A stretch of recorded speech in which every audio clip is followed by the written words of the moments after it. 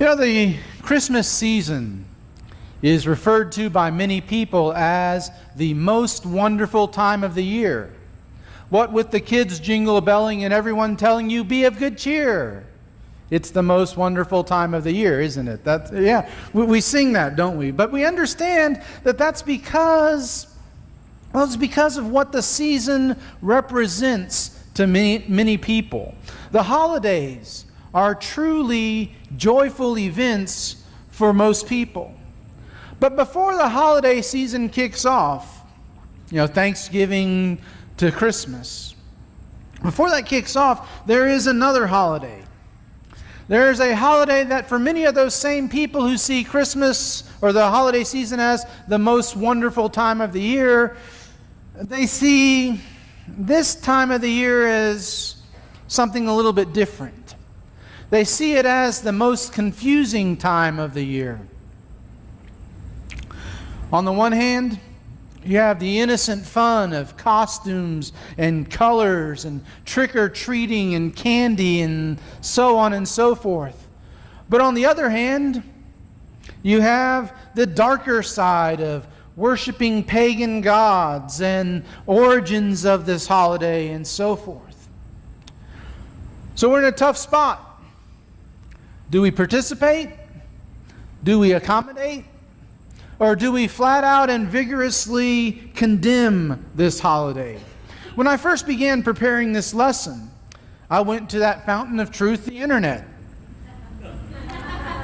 And I found literally hundreds of sites that had sermons and articles and bulletin articles and so forth, all of which condemned this holiday, the observance of this holiday, based on the idea that it supports Satan worship, that it supports pagan gods. Of course, what they failed to tell you in those articles that I looked at was that many of our other holidays also have their roots in, not exactly Christian beliefs and celebrations. This places many of us, especially those with younger children, in a precarious position, in an uncomfortable position. How should we as Christians respond to this holiday? Is it sinful or is it simply fun and games? Is it a problem or is it a potential opportunity? Now, of course, the holiday which I'm referencing is known, of course, as Halloween. So to answer these questions, what I would like for us to do this morning is look at Halloween from a couple of different perspectives. So let's begin this morning with a historical perspective of Halloween. Something you may or may not be aware of is that the actual observance of a holiday very similar to Halloween began hundreds of years before the birth of Christ. Hundreds of years. In fact, in the British Isles, there were some people called Celts who had a feast that they called Samhain. And I'm saying that right. Doesn't look like I'm saying it right based on the spelling. The spelling is right. The pronunciation is fairly close, I guess, I hope. But anyway, Samhain was celebrated on October 31st. And let's just say that this was not exactly a children's holiday, and we'll leave it at that. They did some pretty weird stuff, okay? The Celtic New Year began on November the 1st. By this time, the fall harvest had been collected, had been harvested, and they had it in and everything, and winter was looming. See, their belief was that the power of the sun was fading because of where the British Isles are located geographically. For the next several months, darkness was going to be more predominant than light was. And so they took that as meaning that the power of the sun was fading. For the Celts, this darkness was a very scary time. See, their belief was that there was a curtain that separated the living from the dead. We might say that separated the seen world from the unseen world. And their belief was that on October 31st, this veil was at its absolute thinnest, making it very easy to cross between the world of the living and the world of the dead, and going from the world of the dead to the land of the living. Now, it was their belief that on October 31st, evil spirits and the souls of the dead passed through this barrier and entered the world of the living. So what are they going to do? Well, so to avoid bad things happening to them, to avoid being cursed, if you will, by those dead who had crossed over into the world of the living, they took some precautions. One thing that they did was they disguised themselves as witches and devils and ghouls and things of that nature. Thus the tradition of dressing up in costumes. They carved scary and grotesque faces on various gourds and then illuminated those gourds with a candle. That sounded all familiar to anybody. Jack-o'-lanterns and so forth. To placate these spirits, they offered a variety of treats, like fruits and vegetables. Yes, kids, vegetables were considered a treat. Okay? But various fruits, vegetables, other foods. If these spirits were satisfied, then they would leave that person alone. That person would make it through the winter okay, and next spring be able to begin planting for the next fall harvest and everything. Now, all that was before the birth of Christ. But as is so often the case when Christ comes into existence, be it literally or into our lives, there are some decisions that have to be made after the birth of Christ. Well, what are these people going to do? Well, the early Christians' response, many pagans, including some of these Celtics and Druids, as they may have been called, they were converted to Christ. Colossians 1 verse 6 tells us all over the world this gospel is bearing fruit.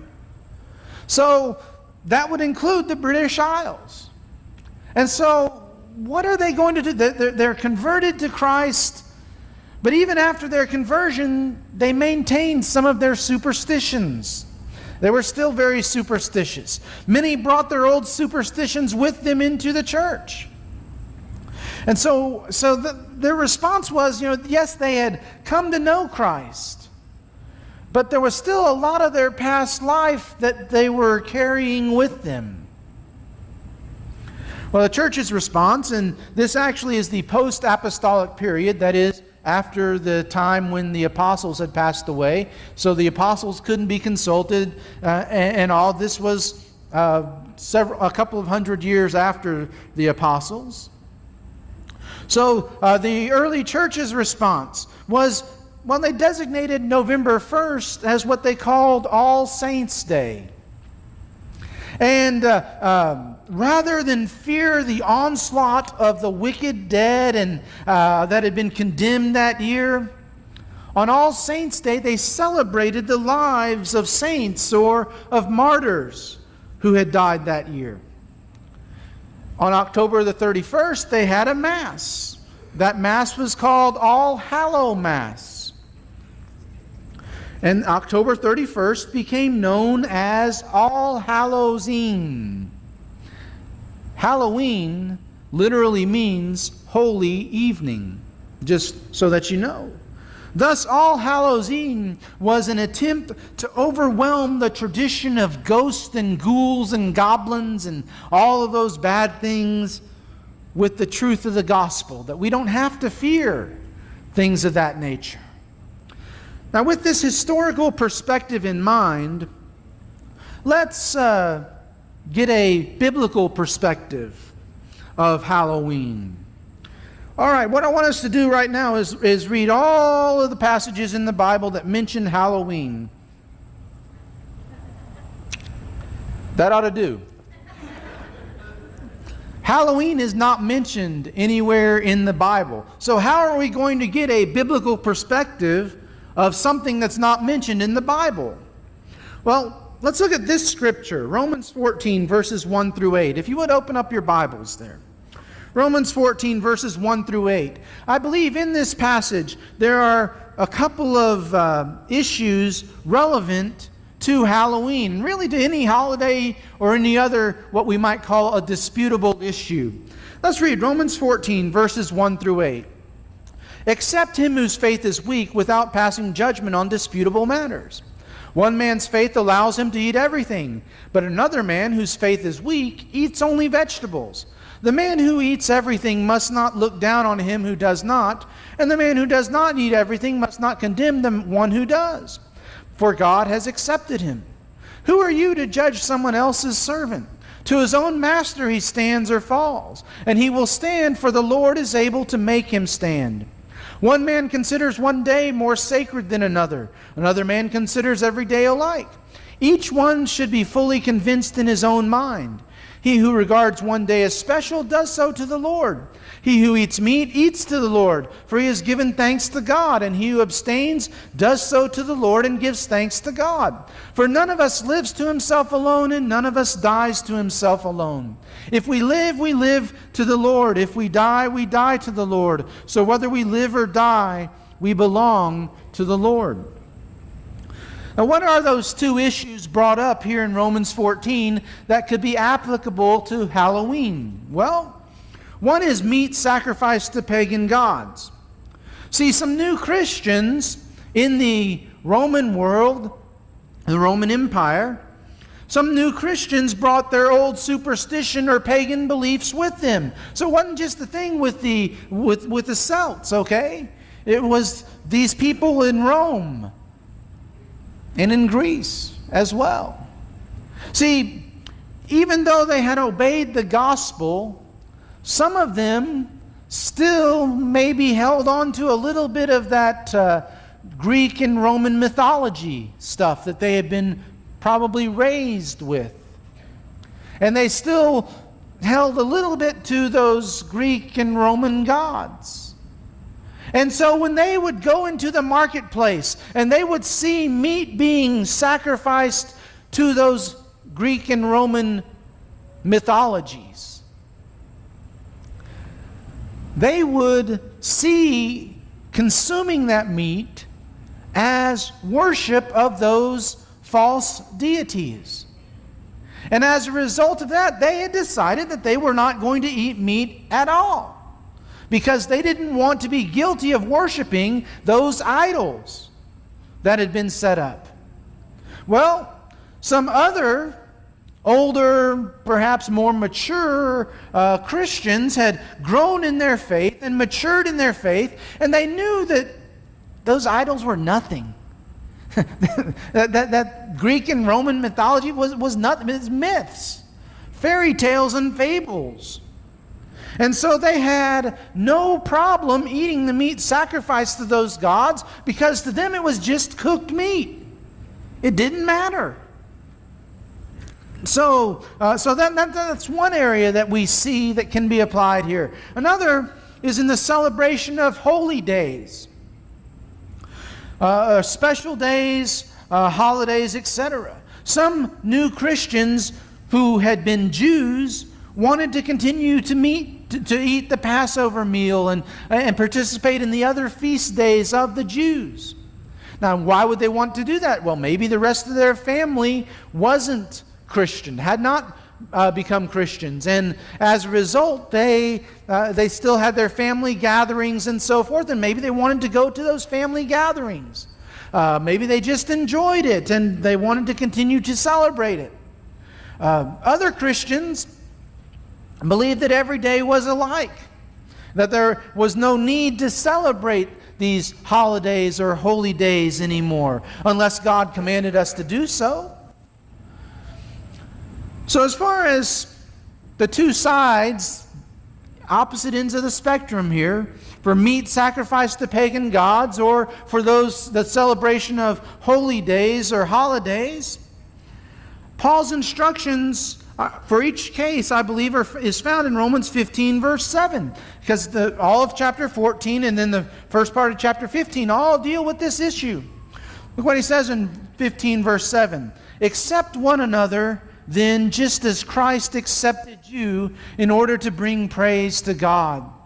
Paul's instruction was, regardless of what you think about one or the other, whether it's the meat sacrificed to pagan gods or the celebration of these holy days, no matter what, it's a matter of personal faith and practice. In fact, if you look back at chapter 14 and verse 22, Paul says, "So whatever you believe about these things, keep between yourself and God."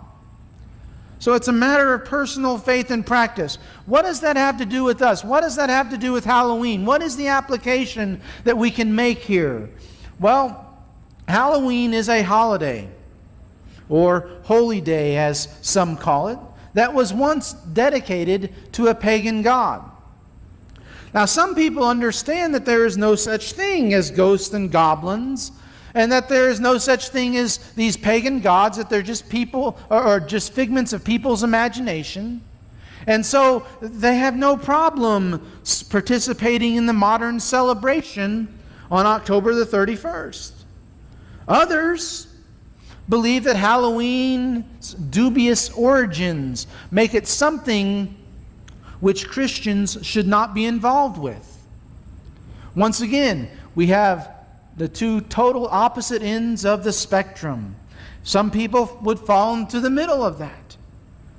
I believe that Paul would tell us exactly what he told the Romans. If it bothers your conscience, then don't participate.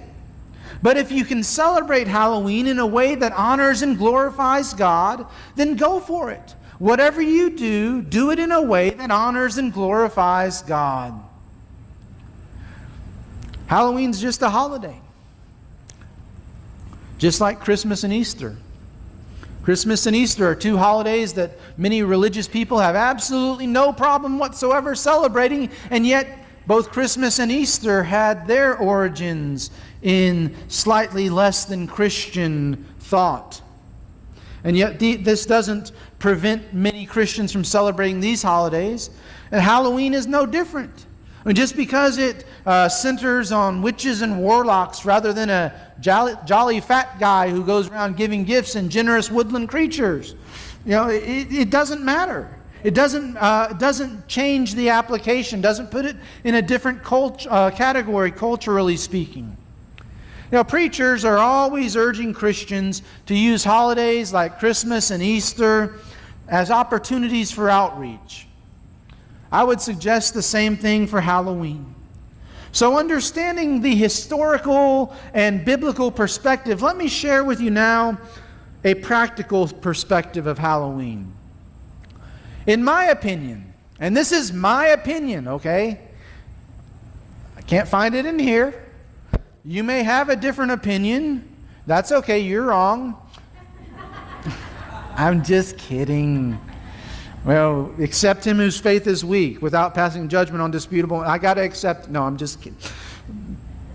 My opinion, okay, this is my opinion. I stress that. My opinion. The worst thing that Christians can do on Halloween is to turn off the lights, lock the door, and pretend that nobody is at home. Why would I feel that way? Why would that be my opinion? Well, that's my opinion because of a couple of things that Jesus said. Things such as he came and his mission was to seek and to save the lost, Luke 19, verse 10. Such things as in Matthew chapter 5, verse 16, he says, "Let your light shine before men so that they may see your good deeds and praise your Father who is in heaven." When Jesus tells us his mission was to seek and save the lost, when he tells us we are to let our light shine, we have to obey him. We have to do what he tells us to do. So use this day or this night as an opportunity to let your light shine. Well, preacher, you make that sound so easy. How do you do that? Well, let me give you a couple of practical suggestions for letting your light shine on a day that is known for darkness. First of all, don't try to ignore it. Don't turn out the lights and ignore it. Halloween will not go away. I mean, yes, it's sort of kind of being swallowed by those other holidays toward the end of the year. I mean, you go into Walmart, they have a Halloween section, but Christmas has already started. Okay? It may get sort of pushed around a little bit, but it's not going to go away. Okay? It's not going to go away. So don't try to ignore it. If you don't support this holiday, figure out a way to turn a negative into a positive. Let me give you a couple suggestions. If you stay home, buy some candy. Have your porch light on. Answer the door. Smile at the kids. Compliment them on their costumes. You know, if they're going for scary, you say, "Ooh, I'm so scared." And if they're going for cute, tell them how cute they are. When you put candy in their bag, include some information about the church with it. Invite them to come to church. If you have children and you choose to take them trick-or-treating, take some information about the church with you. I mean, think about this, okay? How many times are you going to be able to go door knocking and pretty much everyone who answers the door is going to be in a good mood? I mean, think about that. How many times have you gone door knocking and had doors slammed in your face? Well, that's not going to happen. You got a little kid there to front for you, right? There will always be those who use Halloween and events like it for menacing purposes. That sort of thing doesn't make Halloween inherently evil. It just reveals the fleshly aspects of the human heart. People will use any excuse to practice evil. Any excuse. It's our job to overwhelm evil with good, to overwhelm the tradition of ghosts and goblins with the truth of God's goodness and his love. And in the end, the trick is to treat Halloween as a strategic opportunity rather than a time of satanic oppression. Romans 12 verse 21 says, "Do not be overcome by evil, but overcome evil with good." So if we're going to pass out information from church with our candy, what sort of information should we pass out? Here's an idea. A really smart person printed some cards up that look a little bit like this. They're going to be on the table in the foyer. What you do is you take your candy, you can either staple it or somehow tape it or something, attach it to this card. You say, "Well, but if I pass out, they're just going to take the card and throw it away." Okay. A lot of them might, but a few of them might actually read it. All it says, "We think it would be a wonderful treat for you to join us on Sunday as we celebrate Jesus and his victory over all darkness." And it gives our service times. You invite them to church. You invite them to church.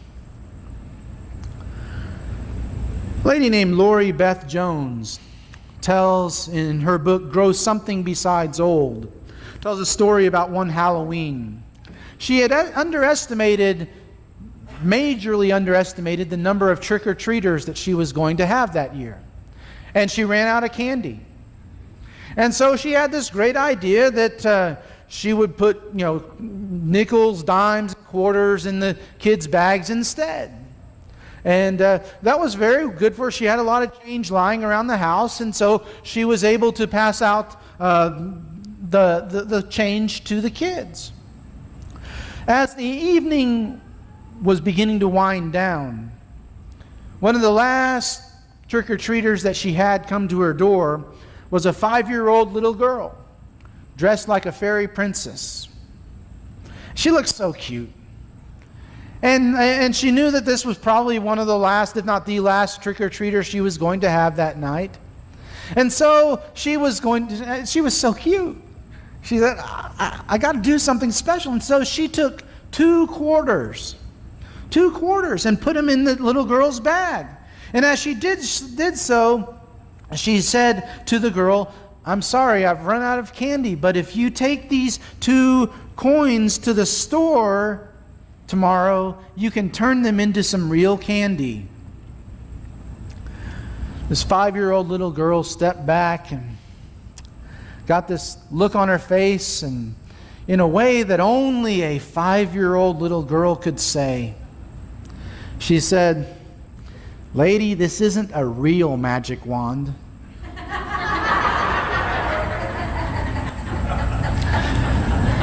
To participate or not to participate in Halloween activities like any other holiday, Valentine's Day, St. Patrick's Day, Thanksgiving, Groundhog Day, any holiday. To participate is a matter of personal faith and practice.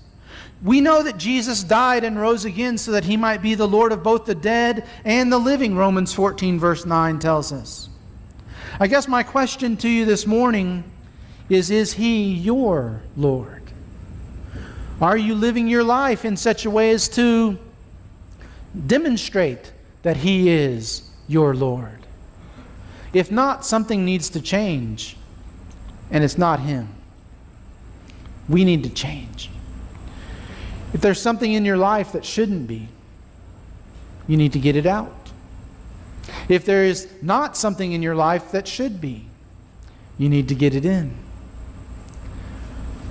None of us can do it by ourselves. All of us have things that we need help with, and if you need help this morning, we want to help you in whatever way that we can. Perhaps that need is for you to initially make Jesus your Lord by being immersed in the watery grave of baptism for the forgiveness of your sins. If that's your situation, there is absolutely no reason for you to leave here this morning before you take care of that need. Or maybe you've not been letting your light shine like you know you should. And if that's your situation, then you need to start. And maybe you need the prayers of the church to help you to shine, let your light shine. We'll pray with you. We'll pray for you. So that when you leave here, you can know that things are right between you and God. But whatever that takes, maybe it takes you just privately going to talk to a brother or a sister who maybe did something that upset you, or that you did that upset them, or something like that. Maybe you need to take that step and just talk with them, share with them, forgive them, and let them forgive you.